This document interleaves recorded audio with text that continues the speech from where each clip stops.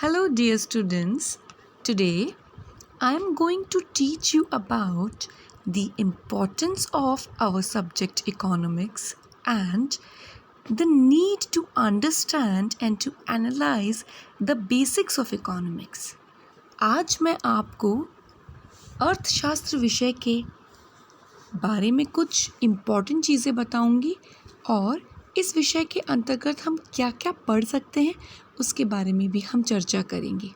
फिर धीरे धीरे नेक्स्ट वीडियोस में नेक्स्ट वीक से मैं आपको अर्थशास्त्र के विभिन्न सिद्धांतों या हम कहें विभिन्न स्कूल्स के बारे में पढ़ाऊंगी, जिसमें classicals, neoclassicals, Keynesian, neo Keynesian, positive economics, normative economics, इन सब के बारे में हम चर्चा करेंगे। तो हम पहले अर्थशास्त्र को सरल रूपों में या सरल शब्दों में समझने का प्रयत्न करेंगे।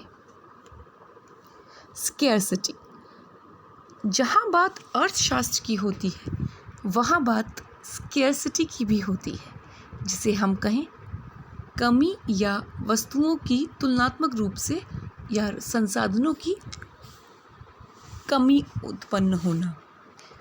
अब इसे हम देखें कि स्केर्सिटी क्या है। Scarcity is the basic and central economic problem confronting every society. It is the heart of the study of economics and the reason behind its establishment. बहुत ही इम्पॉर्टेंट रोल प्ले करता है स्केर्सिटी का अध्ययन। हमें करना चाहिए, हमें समझना भी चाहिए।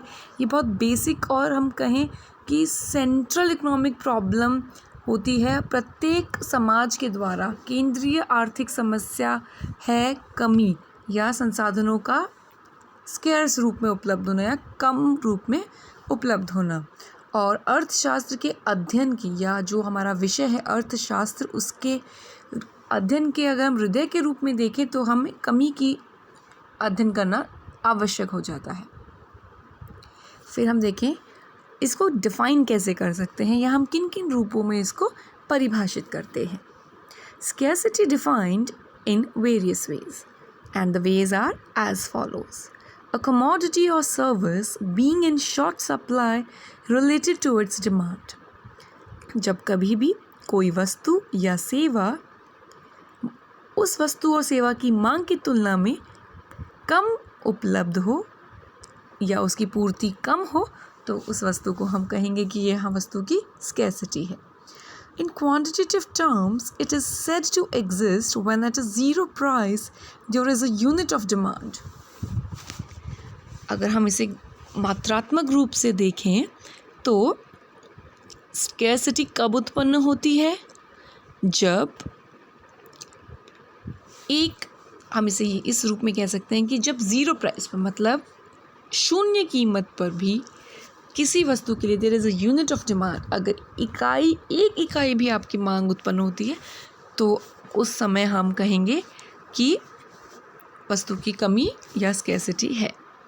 It pertains to the limited availability of economic resources relative to society's unlimited demand for goods and services. Very important, very basic.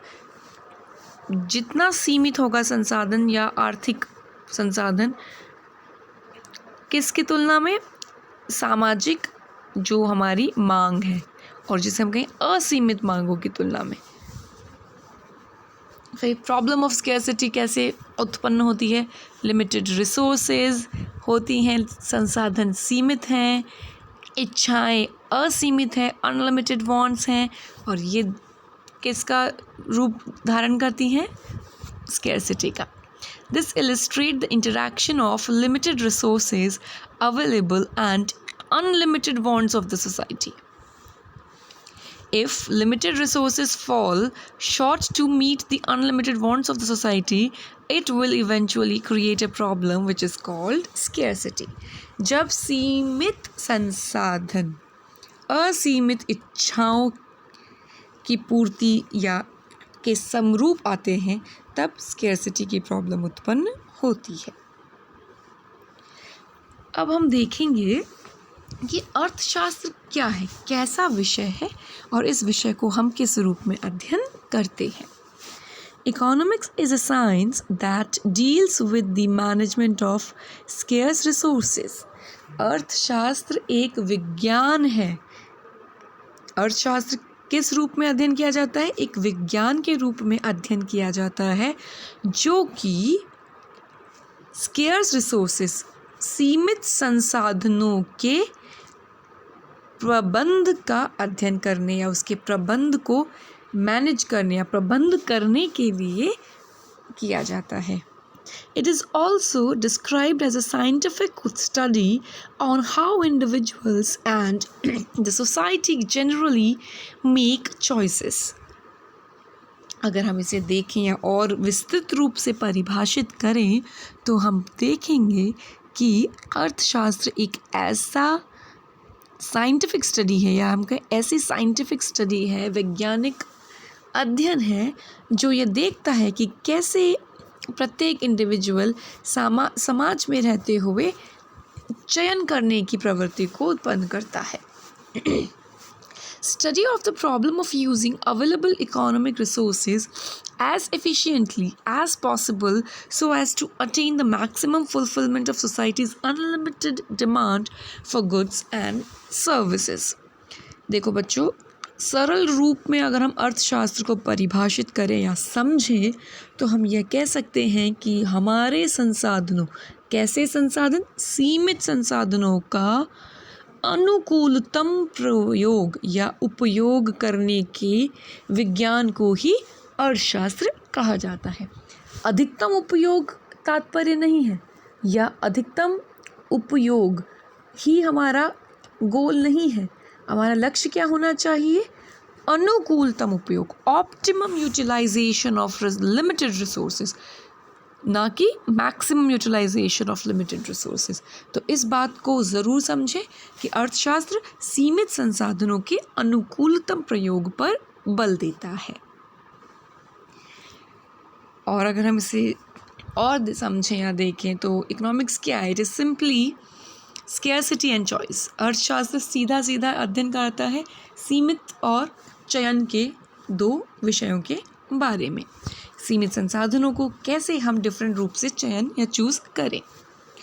It assists individuals and societies in making proper choices, that is, the allocation and utilization of economic resources with the end in view of satisfying human wants for goods and services. अर्थशास्त्र विभिन्न संसाधनों या विभिन्न resources को कैसे आवंटित किया जा सके, कैसे उनका यूटिलाइजेशन किया जा सके, मतलब कैसे उनका प्रयोग किया जा सके के बारे में हमें बताता है। और इस प्रयोग और इस उपयोग के बाद जो सेटिस्फैक्शन, जो संतुष्टि का स्तर किसी भी उपभोक्ता को या किसी भी उत्पादक को या किसी समाज को या किसी अर्थव्यवस्था को प्राप्त होता है, उसी के विश्लेषण के रूप में इस विषय को पढ़ा जाता है। बाद में या फिर मैंने शुरू में भी आपको थियरीज़ जो कुछ कराई हैं इंटरनेशनल ट्रेड की, फाइनल ईयर के स्टूडेंट्स को और सेकेंड ईयर के स्टूडेंट्स को हमने प्रॉपर स्टार्टिंग वाली जो नेशनल इनकम की थ्योरीज़ हैं या सर्कुलर फ्लो है इनकम का, ये सारी चीज़ें क्या हैं? आप आय अर्जित करना या कोई मांग करना या समग्र मांग पढ़ना। धीरे धीरे हम क्लासिकल इकोनॉमिक्स पढ़ेंगे जिसमें हम प्रतिष्ठित अर्थशास्त्रियों के रोज़गार सिद्धांत का अध्ययन करेंगे। फिर हम कीन्जियन इकोनॉमिक्स पढ़ेंगे जिसमें कीन्स द्वारा रोज़गार का सिद्धांत हम समझेंगे कि सीमित संसाधनों को, रोज़गार के भी साधन सीमित है ना, उन सीमित संसाधनों को कैसे हम अनुकूलतम प्रयोग द्वारा संतुष्टि का स्तर प्राप्त करते हैं या पूर्ण रोज़गार का बिंदु या उपभोक्ता अपने सामने पर आता है या विभिन्न बाज़ार अपने सामने पे आते हैं जो हमने माइक्रो इकोनॉमिक्स में पढ़े हैं। तो ये सारी चीज़ें मूल रूप से फाइनल कंक्लूजन क्या देती हैं कि सीमित संसाधनों को अनुकूलतम रूप से प्रयोग किया जाना चाहिए। फिर हम देखें, वापस यही बात हुई कि अगर हम लिमिटेड रिसोर्सेज और अनलिमिटेड वांट्स को रोड मैप बनाएं तो उसका अंतिम रूप क्या होना चाहिए? प्रॉपर्ली एलोकेशन क्या होता है, कैसे उसका आवंटन हो रहा है। This depicts the relationship between available limited resources and the unlimited wants of the society. This shows that when limited resources fail to meet the unlimited wants of the society, economics comes into play in order to effectively and efficiently allocate the resources. बहुत ही important या हम कहें बहुत ही अच्छा बिंदु है ये कि कैसे जो अनसैशिएबल ह्यूमन वांट्स हैं, जो हम कहें कि असीमित या जो पूर्ण नहीं हो सकती, कभी भी तृप्त नहीं होती हैं, जो मानव की इच्छाएं हैं, उनको पूर्ण करने के लिए संसाधन तो सीमित है, लेकिन इन सीमित संसाधनों का कैसे रैशनल एलोकेशन हो, विवेकपूर्ण आवंटन किया जा सके, रैशनल एलोकेशन के साथ ही हम मैक्सिमम या ऑप्टिमम एडवांटेज या हम कहें ऑप्टिमम सेटिस्फैक्शन प्राप्त कर सकते हैं। तो इसलिए ही अर्थशास्त्र का जन्म हुआ कि सीमित संसाधनों को अधिकतम या अनुकूलतम हम आवंटित करें, ताकि हमारी जो अनलिमिटेड वांट्स है वो पूरी संपूर्ण रूप से तो नहीं की जा सकती, लेकिन अनुकूलतम रूप से पूरी की जा सकती है। फिर अब हम देखते हैं कि इकोनॉमिक्स और स्कैर्सिटी में क्या रिलेशनशिप है। The problem of scarcity gave birth to the study of economics.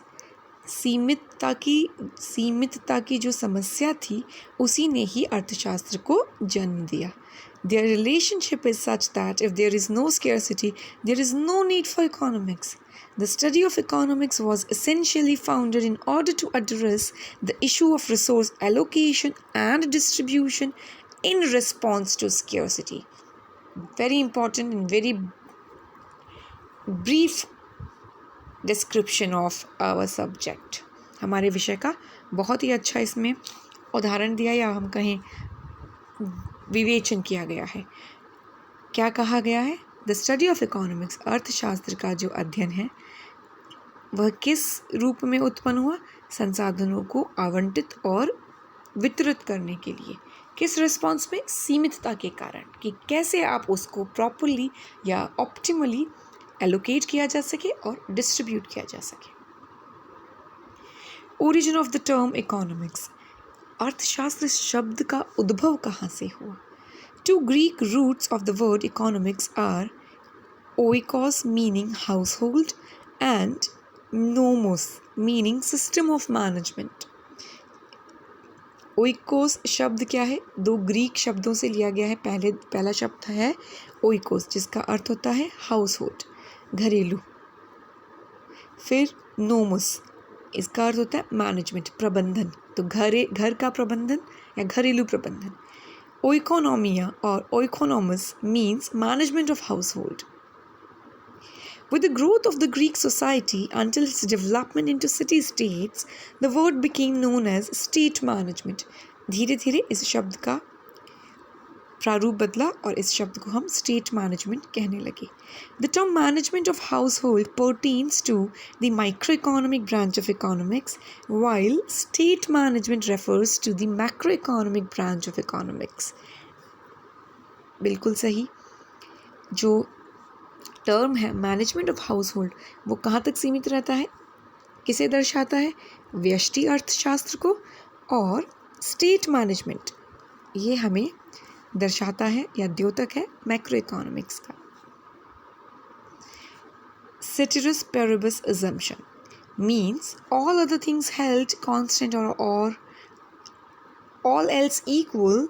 This assumption is used as a device to analyze the relationship between two variables while the other two factors or other factors are held unchanged. Ceteris paribus जो है ये बहुत ही important मान्यता मानी जाती है अर्थशास्त्र को पढ़ने के लिए या इसके अंतर्गत जो भी हम सिद्धांत देखते हैं उन्हें समझने के लिए। इसमें क्या कहा गया है कि आप जिन भी डिवाइसेस पे, जिन भी वेरिएबल्स पर, चरों पर अध्ययन कर रहे हैं, उनको अध्ययन करने के अलावा जो भी उनको प्रभावित करने वाले दूसरे कारक हैं वह सब स्थिर माने जाते हैं या अपरिवर्तित माने जाते हैं। अब मैं आपको नेक्स्ट क्लास में जो नेक्स्ट वीडियोस प्रोवाइड कराऊंगी। इकोनॉमिक्स के बहुत सी डिटेल्स दूंगी, क्लासिकल्स के बारे में, कीनजियंस के बारे में, क्योंकि कीनजियन इकोनॉमिक्स पढ़ना बहुत ज़रूरी है, प्रतिष्ठित अर्थशास्त्र को पढ़ना ज़रूरी है, पॉजिटिव और नॉर्मेटिव इकोनॉमिक्स को समझना ज़रूरी है। ये सब करने के बाद हम properly classical model of income and employment को पढ़ेंगे। और प्लीज़ आप अभी तक के जितने भी वीडियोज़ हैं उनको समझिए, वापस से पढ़िए, नोट्स को प्रॉपरली प्रिपेयर कीजिए और वीडियो के क्लास में पूरा देखने के बाद कमेंट सेक्शन में कमेंट ज़रूर कीजिए अपना नाम और अपने क्लास। Thank you so much for listening to this video.